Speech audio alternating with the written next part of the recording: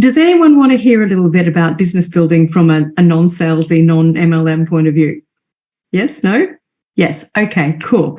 Because, I was a total beginner at the start. Like my dad said, do you want to try a wand? I was like, oh, yeah. And I tried it and I was like, oh, wow. And I said to him, you better get me one.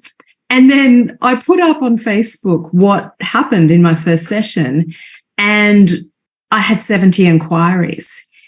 And so that for me was like, oh, maybe I need to sign up for my own account, And I think the interesting thing about that was people say, well, how did you do that? I literally used it with intention. And I also was open to it showing me what was possible, because I didn't really know. Like back when we started in April last year, I had no idea. I was just like, oh, this is interesting.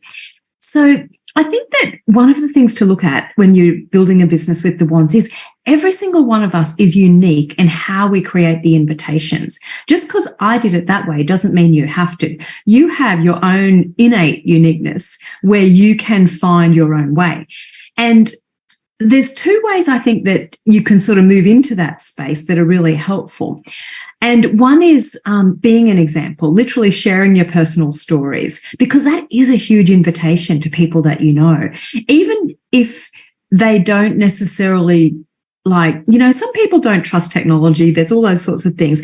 You just being you and consistently sharing what it is that's working for you is a really big invitation for people. And it's not so much this worked for me, so it has to work for you and you should try it. It's more like, hey, this is what changed for me. Have you ever wondered what's possible for you? Because if you don't put any pressure into that equation, it's a really much nicer invitation for people. Because, do you like feeling pressured? Probably not. And so what I find is I keep it as low key on the pressure side as possible and allow people to then be able to ask a question, basically. All right. Allow them to actually expand into that space of possibility, because for so many people, they've tried a lot of things and they are maybe just going, this will just be another thing that won't work, and so we have to sort of be a little creative in the way we play with that with people, in terms of asking them questions, things like that. The other thing I want to talk about is just following your intuition. And I know I'm the very touchy-feely side of the business building. I'm sure Nathan's going to give you some really cool strategy and structure stuff, but I'm much more the touchy-feely. And what I know is that, those sparks of inspiration that arrive in the quiet moments, they're there for a reason. And so much of what we've created in Australia since we started in November has literally been just little sparks of intuitive knowing that we followed up with action. Because it's really easy, I think, to, have that spark of inspiration and then you don't take the action because, you got busy, this happened, that happened, whatever. And one of the things we've been really good at is just following that little spark.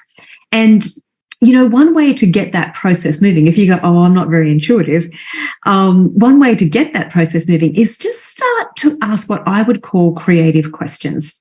So that's questions where you're not really looking for a solid answer right now. You're asking the question out into the world almost to allow the world to then respond to you. So you might ask, who can I meet today that's seeking what I'm offering?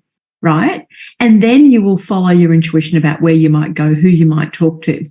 Or you might ask something even more direct, like who can I meet that is, would be really interested in the power of the wands? Or who desires a new business opportunity? There's all sorts of questions you can ask, and you can be really creative with that. And what I find is when you ask those questions and you let them just float out into the ethers, because you've asked them, they must create a response at some point. And so if you're observing what's happening in your life and your world, then you will find a response to those questions, sometimes in surprising ways. Lots of the things we've done have come in really surprising ways. So that's just a few little tiny things to start. And in the Q&A sessions, I talk more about all of these things and more. So you're always welcome to come and ask more about that.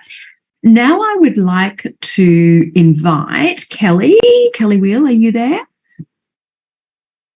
She was here earlier. Yes, hello. There you are. Yes. So Kelly's going to be our first testimonial.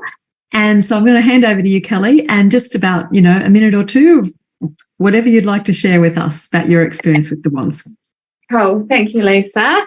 And by the way, I love your hair colour. It's awesome. Very nice and fun. So my name's Kelly. I've had my wand just over a year. I bought a classic wand actually off a friend that had bought one off Lisa, which was lovely. So that was really nice to buy one through a friend. And it took a little while to get here, I must admit, but good things take time. And when it arrived on a Saturday, and I was so super excited, but I was working all day. So I was just like, oh my gosh, I want to get this day over so I can have a wanding session. Well, I didn't get to wand until about 6, 7 o'clock at night. And I did my structured water. I drank that. I did basically just the basic protocol, and then I drank some more water. And I was just lying there watching TV, and I thought, oh my gosh, I literally can feel the energy. I could feel the energy up and down my arms, my legs, just everywhere. It was such a freaky feeling. I must admit, it was the only time it happened, just that one first time that I felt this amazing energy all over my body. But I should have backed up a little bit before I said that. So I have chronic Lyme disease. I also have several co-infections with the Lyme disease. I've got oral lichen planus. I've had thyroid disease. You name it, I've pretty much got it. So I haven't been a very healthy person for the last 13 years. And I have literally tried everything. I even went to Germany and had hypothermia in Germany, and nothing seems to be working. Nothing had worked up until that point. I was on 8 to 10 tramadol a day for my screaming bone pain in my ribs. Nobody over here could help me. We have no Lyme literature doctors. So I was pretty much on my own, just searching Google for ideas and things, and I would try anything, literally drink the grossest of gross things just to try and get my body better. Anyway, I came across the wand, and so I reached out and I bought one. Well, the next day I didn't need any tramadol. I'm serious. It was like a little miracle for me. It was like, oh my gosh, I don't need any tramadol. What's going on? I just couldn't believe it. 2 weeks later, my husband and I decided that we would buy a Pro, because sitting there wanding for a whole hour every day out of my day when I'm a busy person running several businesses and had children was just too hard. So we went and we got a Pro from Singapore, and I haven't looked back. So for me, I'm a hairdresser, so I was telling everybody, I was telling all my clients, and next minute I had a long list of people that wanted to buy these amazing wands off me. I also just about off my thyroid meds. So after I had hypothermia 3 years ago, my doctor put me on thyroid meds, and I was not looking very good. I asked him at the time whether I'd ever get off them, and he said no, I would be on them for the rest of my life. I'm down to 1 25 milligram tablet a week. So, 20 minutes of thyroid wanding has done that. Also, when the IteraCare Bio came out, I decided that I really had to have one of these as well, because this is such an amazing company. What can this do for me? So I got one, and I basically did 5 to 6 days a week with the Bio for 20 minutes. With my Lyme disease, I could not feel my toes. I just had no feeling in the tips of my toes.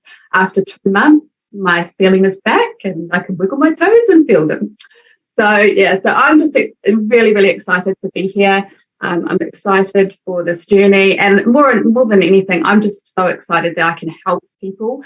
And now I'm hearing back testimonies from my clients and my friends and everybody that's got wands, and it's real. It's not just on Facebook. It's not just the people in America, saying these things. It's my friends and my family, and it's just amazing. So thank you, Lisa, and thank you, Price. So my pleasure. I'm so happy that you've had, lots of different results. It's really cool. And I know, Kelly, you've written testimonials in the Facebook testimonial group that go into more detail as well. So if anyone wants to get the whole picture, pop on over to the Facebook testimonials group. Okay, thank you for sharing. Genevieve, it's your turn, my dear. Hi, Lisa, and hi, everyone. Thank you for inviting me to share my story. I'm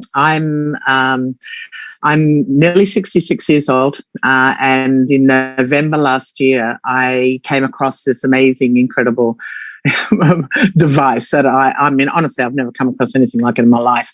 I'm an ex-registered nurse, midwife, cardiac pediatric. You know, I'm very well medically trained, gave that away because it didn't fit with who I was. After lots of trauma, lots of stress, anxiety, you know, terrible, you know, deaths in families, all this sort of stuff, you know, major trauma in my life. I found myself in November last year with severe pain, not being able to walk on my feet, and having massive abdominal issues. And a friend of mine said to me, I'd moved up to the Sunshine Coast, and she said to me, "You're really ill, Jen." And I said, "Yeah, I know." And I had been sick many years ago for 10 years and lost 10 years of my life. And anyway, all my autoimmune diseases came up, and so I was struggling big time.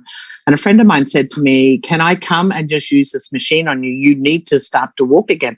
I couldn't walk. I had so much pain in my body. And anyway, she bought this red hairdryer thing, and I sort of thought, oh my goodness. Anyway, I said, "I don't care what you do, just do it." So anyway, she started to wind my body, and she just did the 10-point protocol. And I stood on my feet, and I could stand on my feet without any pain. Now, this was amazing because I could not stand on my feet. It was huge. Anyway, I said, "How do I get one of these?" And she said, "Oh, you got to go online, da, da, da." And I said, "Right, we need to do it now." So to cut a long story short, I went online, got that, ordered that machine that night. I sold a holiday on Facebook to do that, mind you, because I sat in myself and I said, okay, do I need this? And I got absolutely. I'd been asking, you know, God, I'd been asking the universe, I'd been asking for something to help me. I was desperate, and this was my answer. So within hours, I got online. I ordered my machine. I went and picked it up from Lisa up in Taunton the next day. I went home that afternoon, and I actually gave myself a proper treatment. Now, I tell everyone, do your 10-point protocol. It is absolutely vital you do the 10-point protocol. If we're sick, we've got blockages. You need to move stuff. And so I did my 10-point protocol on the Tuesday afternoon. I did it again on the Tuesday night, and I actually treated my body, my whole body. And on the Wednesday morning, I did it again. So that was 3 treatments. By Wednesday lunchtime, it was like the black dog came off me. I felt it physically come off me. You know, that's stress, anxiety, depression. It lifted off me, and I was able to breathe. And I painted a picture that afternoon called The Light at the Edge of the Storm. I'm an artist, and I couldn't paint. And then that same week, so that was on the Wednesday, at the end of that week, I got diagnosed with an ovarian tumor. And I'm exactly the right age. You know, I was 65 at that stage. I'm single, female. I'm postmenopausal, all that sort of stuff. I had every symptom, and I had severe abdominal pain, severe flank pain, urinary incontinence, frequency, urgency, just severe pain.